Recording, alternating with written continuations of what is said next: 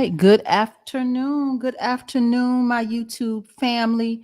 Good afternoon, my Clubhouse family. Thank you for joining me. Thank you for joining me. I am Tamara Johnson Sheely.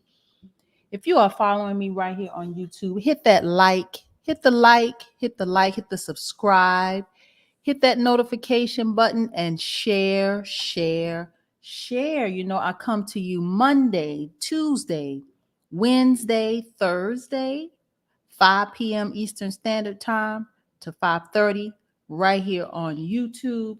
I come to you from 5:30 until the top of the hour over in the Clubhouse space every Monday, Tuesday, Wednesday, Thursday when I am not somewhere out on the campaign trail. I try to be very intentional about bringing it to you live, live, live right here. So I see you, Clubhouse family. Thank you for joining me. You can ping some folks into the room. YouTube family, thank you guys for coming on in. It has been one of those days, y'all. I'm going to tell you, I have been on the phone, but I feel a little raspy because I have been on the phone a lot today, which has been all good, making sure that we are prepared. You know, election day is, oh gosh, it is right around, to me, I feel like it's getting closer. May 24th, 2022, May 24th. We are almost at the end of the year. Christmas will be here before we know it. It'll be the new year. And then when it's January, we are going to hit the ground running hard, hard, hard, hard for 5 straight months. So I am preparing myself mentally for what that is going to look like and what it's going to take for us to do this hard for, oh my gosh, from January through May. May 24th, 2022, y'all, is election day. I see you, Janet. Thank you for joining me, y'all. Thank you, Janet. So I am Tamara Johnson Sheely. You know, at the top of the hour, I love bringing you some reparations information, but there was nothing on the radar today. There was nothing specific to reparations, but I dived into. So I said, well, I will take this time today and dive into the House bills and into the U.S. Senate bills and give you more information there because there was a lot to share. I actually went down a rabbit hole on one of them. And you know, we can do that when you start researching, you just kind of go where it takes you. And I went where it was going, and I have a lot of questions. So let's dive in. Let's dive into the House bills. If you have not gone to the website, I ask that you do. Tamara, Tamara, 4 Georgia spelled out.com. Go to the website, make a contribution, get on board. We have a race to the United States Senate to win. I'm going to tell you, I was on the phone. I'll tell you a quick story. I was on the phone this morning with a pastor, a Black pastor in Georgia.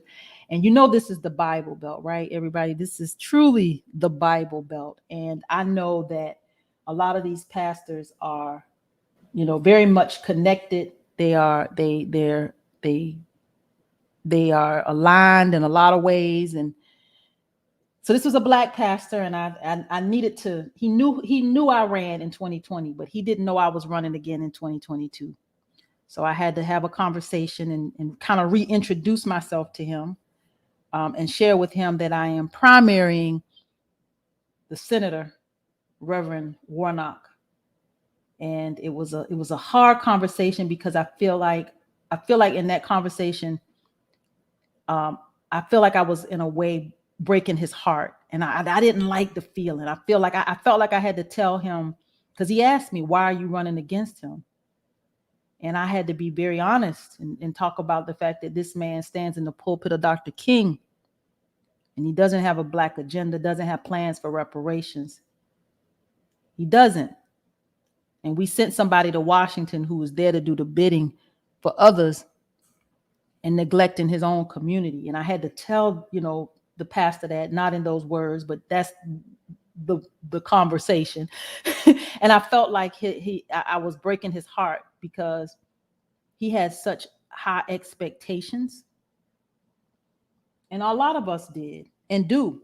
And I wouldn't be running against this man if he was doing the right thing. I wouldn't.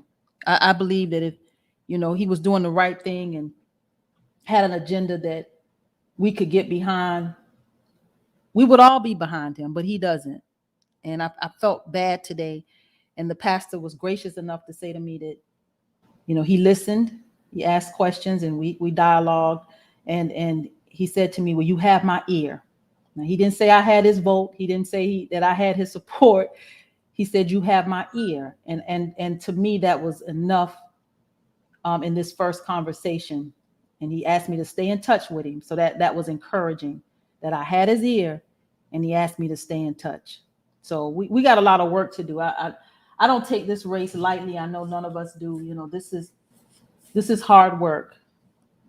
This is hard work. But I'm going to come over to the clubhouse space at the half hour, and we can chop it up over there. I love to always hear what you guys are saying and feeling. And yeah, I'll come over there in just a minute. But let's dive into these House bills. I got quite a few of them. So HR 1001. I was so proud of us, y'all, that we have made it across the 1,000th mark with our House bills. We're at 1001, HR 1001. This is the Crisis Act. This is Representative Robert Latta. He's a Republican out of Ohio.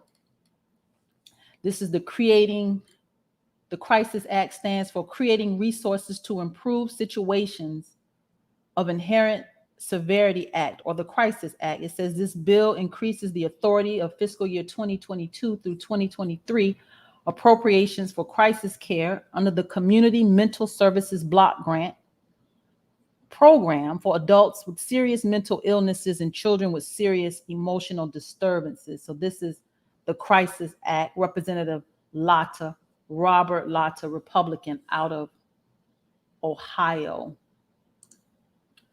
Another bill by Representative Latta, HR 1002 is the DBAR Act of 2021, DEBAR Act of 2021.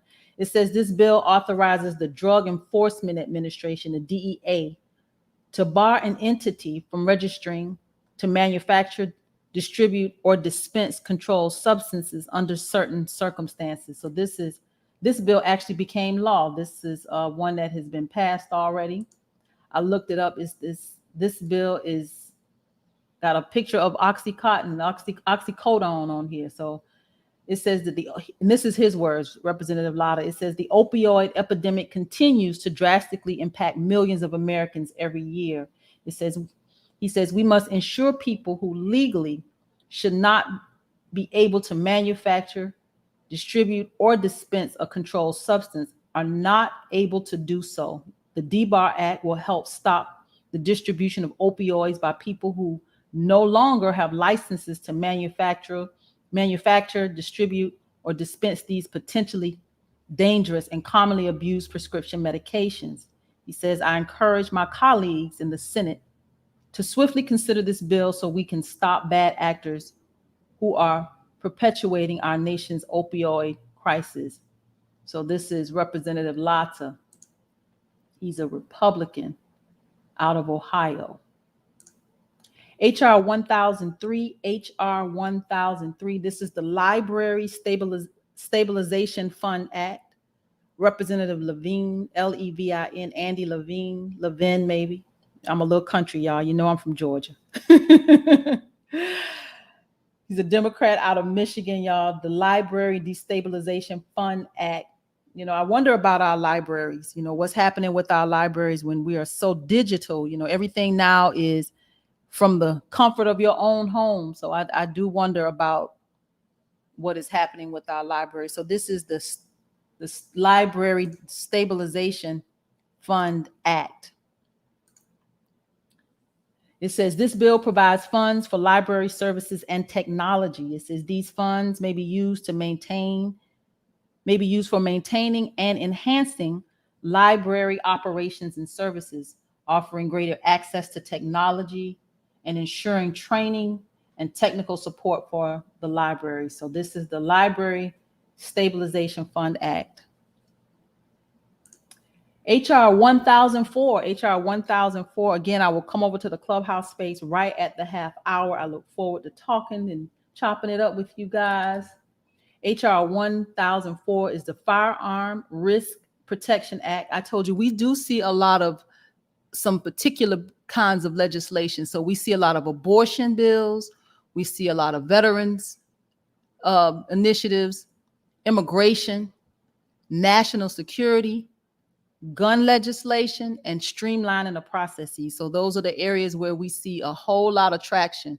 And this is this is about guns. HR 1004, Firearm Risk Protection Act of 2021. It says this bill establishes requirements for gun purchasers and gun owners to be covered by a qualified liability insurance policy. It says a qualified liability insurance policy with respect to a firearm purchaser is a policy that covers losses resulting from use of the firearm while it is owned by the purchaser. So this is Representative Maloney, Carolyn Maloney, Democrat out of New York, HR 1004.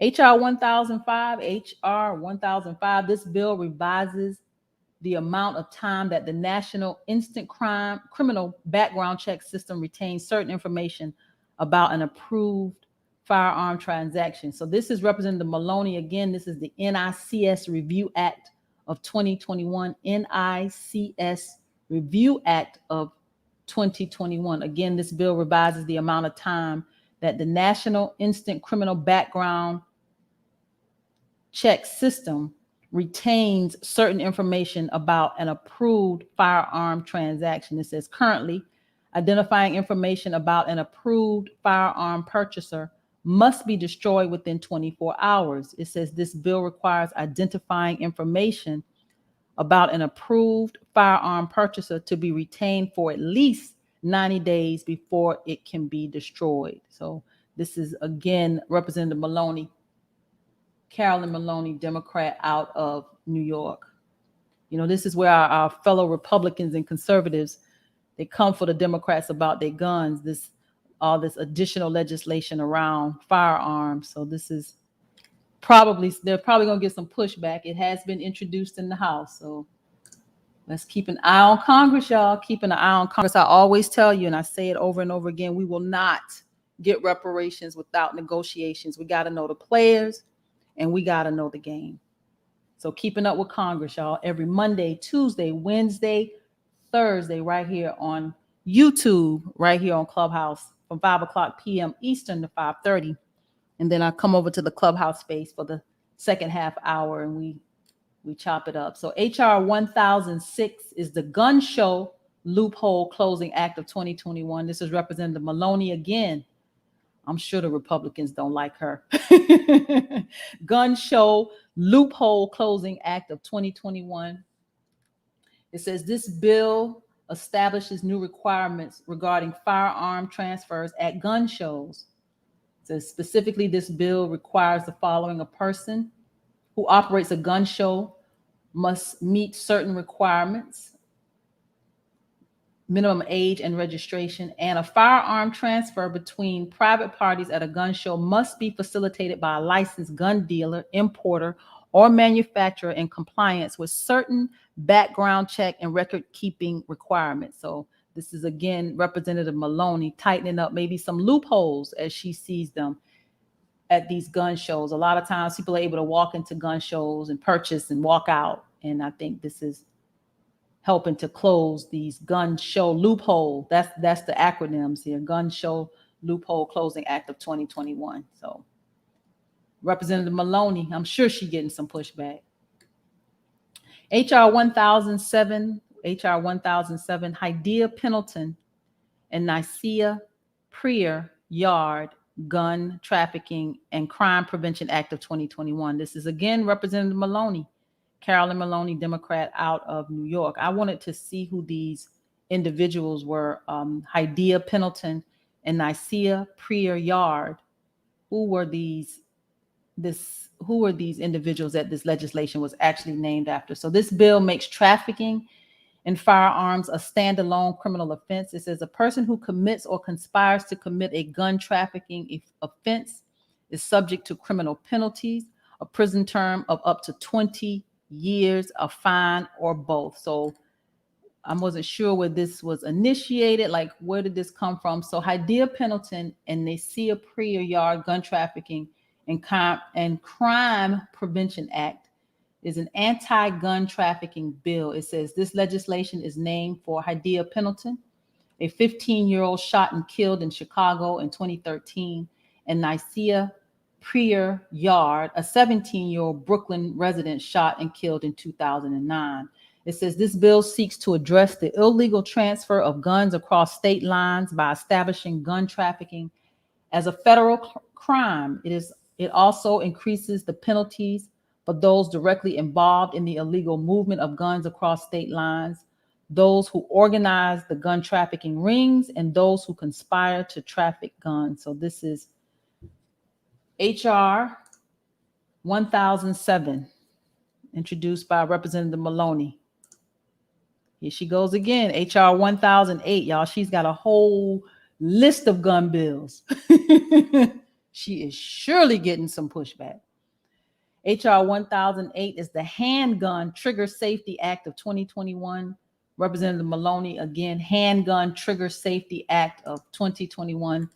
She says, as the third anniversary of the Parkland shooting approaches, she says, we are called to honor all victims of gun violence with action. Says there's no honor in failing to take action on gun safety. There's no honor in buckling on the will of the NRA and refusing to act to save lives. It says thoughts and prayers are not enough. In fact, they are meaningless when not backed up by doing the work to affect real change. And so today I am introducing a comprehensive gun safety package of 5 bills that would deliver on our promise to honor with action. So she has introduced the Gun Trafficking and Crime Prevention Act, the Gun Show Loophole Closing Act, the NICS Review Act, the Firearm Risk Protection Act, and this bill, the Handgun Trigger Safety Act. I'm sure the NRA is running somebody against her. Keeping up with Congress, y'all. Keeping up with Congress. HR 1009 is the COVID-19 Language Access Act. COVID-19 Language Access Act. This is Representative Ming, M-E-N-G, Grace Ming, Democrat out of New York. It says this bill requires each federal agency that receives federal assistance related to the COVID-19 pandemic to translate any English language written material prepared for the general public relating to the pandemic, including COVID-19 vaccine distribution and education, into specified languages, not later than 7 days after such material is made available in English. So she wants these materials to be translated into other languages. So this is Ming, Representative Ming, Democrat out of New York, HR 1009. HR 1010, HR 1010 is ushering progress by leveraging innovation and future technology act of 2021. This is Representative Mfume, Democrat. Y'all, what's his first name? Kwawizi? Somebody from Maryland gonna have to tell me. Mfume, I'm assuming is how you pronounce that last name. Representative Mfume. It says this bill requires the Small Business Administration, the SBA, to establish the Innovation Centers program for providing assistance to startups and new or growing small businesses. So this is HR 1010, Representative Mfume, Democrat out of Maryland. And I am Tamara Johnson Shealy. I see you, Clubhouse. I see you, YouTube. We have about 10 more minutes, and I'm going to wrap it up. I have about 5 more bills from the Senate, from the U.S. Senate. Let's dive in. Let's dive in. I see you, YouTube. Thank you for joining me. I see you, Clubhouse. I'll be over there in just a few more minutes. Senate Bill 551. Senate Bill 551 is the Recovery Startup Assistance Act. Recovery Startup Assistance Act. This is Senator Hassan, Margaret Wood Hassan, Democrat out of New Hampshire.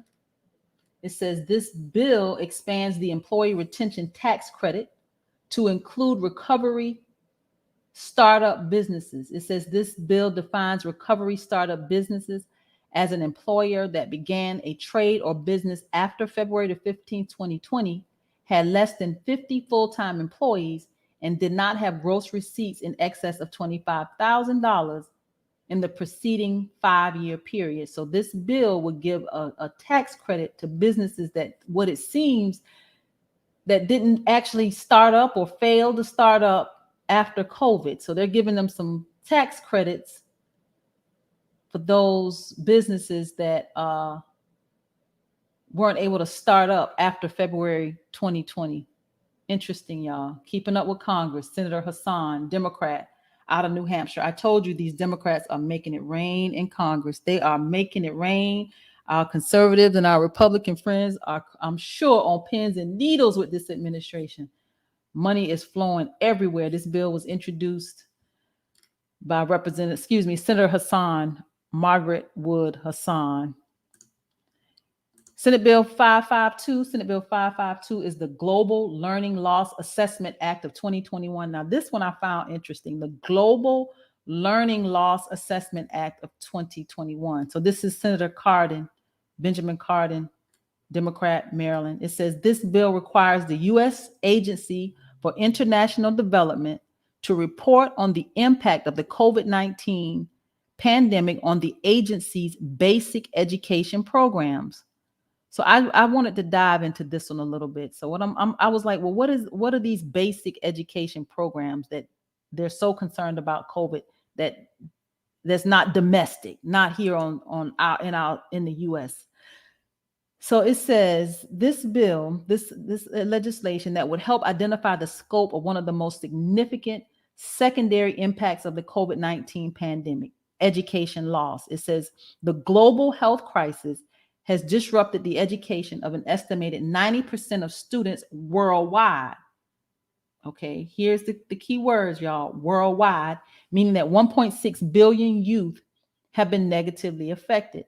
The implications are especially dire for up to 24 million students at risk of dropping out of school permanently due to rising levels of child poverty associated with the pandemic. But the key word here, y'all, is worldwide. All right. It says education loss due to the pandemic is going to reverberate throughout the globe long after COVID-19 is contained, and its impact will be more than empty classrooms. It says education loss has the potential to fuel hunger, poverty, and violence. It also undermines equality, especially for girls and young women, as well as stability all over the world. We have a responsibility to mitigate this crisis before an entire generation is left behind. So Senator Cardin is a senior member of the Senate Foreign Relations Committee. I get it, but let's concentrate on educating those of us in America. Not that I don't want to see the world, us help the world, but what do they say on the airlines? You got to put that oxygen mask on yourself first, y'all. Keeping up with Congress, Senate Bill 552, the Global Learning Loss Assessment Act of 2021. Senate Bill 553, Senate Bill 553 is the Government Spectrum Valuation Act. And this is where I went down the rabbit hole. And I tried not to, but it kept taking me and I didn't understand because I still don't know what this Government Spectrum Valuation Act really is. But I'm going to tell you what it says. It says this bill, Senator Mike Lee, Republican out of Utah. So it says this bill requires estimation of the value of federal electromagnetic spectrum. And it says specifically this bill requires the National Telecommunications and Information Administration, in consultation with the Federal Communications Commission and the Office of Management and Budget, y'all, it's a lot, to estimate the value of spectrum assigned or allocated to each federal agency, and each agency to report in its annual budget and financial statement the estimated value of the spectrum that has been assigned or allocated to it. Y'all, I still don't know what the spectrum is. So this is where I started to go down the rabbit hole. So I started to try to figure, what is this spectrum? So here's a statement from the NCTA, and I'll tell you what this is in a minute. It says the Internet and Television Association regarding Senate introduction of the Government Spectrum Valuation Act. I'm still a little clueless here. So the NCTA commends Senator Mike Lee for introducing the Government Spectrum Valuation Act, which acknowledges the importance of spectrum for our country. This legislation requires federal government agencies to account for the value of this spectrum, of their spectrum resources, and recognizes that both licensed and unlicensed spectrum generate value to the U.S. economy. The potential of unlicensed spectrum is especially significant, as estimates show that Wi-Fi will generate $995 billion in economic value for the United States in 2021. So I'm thinking, I'm like, okay, this is the internet, this is data, this is how we're moving data, fiber optics. I was still trying to pull it all together with my thinking. So, I clicked on the NTCA. If you can see me right here I clicked on it, and then I saw this thing say 10G. Now I know we've been talking about 5G, but y'all, we're talking about 5G. They're already talking about 10G. And this is where I kind of went down the rabbit hole, because I do listen to a little bit of everything and a little bit of everybody, and they're talking about this. The future is 10G, and there's already these conspiracies around 5G, and that's where we're talking, but they're already talking about 10G. It says the super fast internet. So it says over the past decade, America has embarked on a technology transformation powered by constant connectivity. Today, most Americans have access to high-speed internet networks that have changed the way we live, work, learn, and play. But ensuring that the U.S. remains a global internet leader means that our networks have to stay ahead of demand. We are transitioning from an era defined by megabits to one in which gigabit connectivity is unleashed. It says, thanks to technologies already being deployed and some coming soon, that future, one with 10 gigabyte speed, is just around the corner. So y'all gonna have to bring me up to speed, because I've been hearing them talk about 5G, but the fact that they're already working on 10G, and SS553 is somewhere with this 10G. Keeping up with Congress, y'all. Bring me up to speed when we come over to the clubhouse space. Bring me up to speed.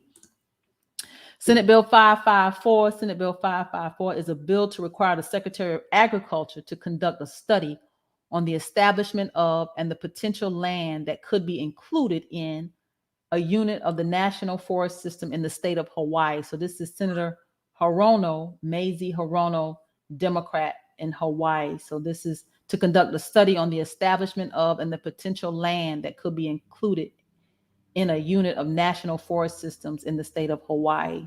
Keeping up with Congress. We got about one more minute, and I'm coming over to the clubhouse space. This is our last one for the afternoon. Senate Bill 555 is a bill to amend the Fair Labor Standards of 1938 to increase the federal minimum wage for employers with at least $1 billion in annual revenue and for other purposes. So this is a Republican legislation, y'all. I want y'all to see this. Senator Hawley, Josh Hawley, Republican, Missouri. It says this bill requires employers with an annual revenue of at least $1 billion to increase the minimum wage for their employees over a 5-year period.